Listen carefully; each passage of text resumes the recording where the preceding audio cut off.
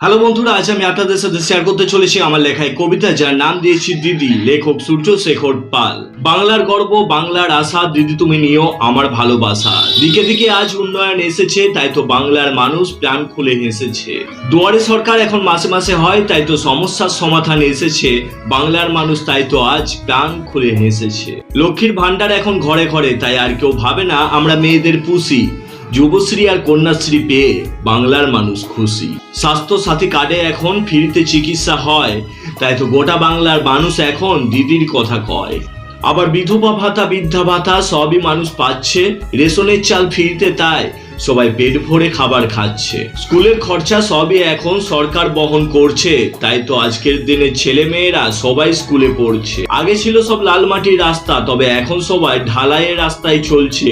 তাই তো গোটা বাংলা এখন শুধু দিদির কথা বলছে। জলের কষ্ট ঘোচাতে দিদি ঘরে ঘরে কল আনলো। দিদি আমাদের ভালো দিদি, এটাই সবাই মানলো।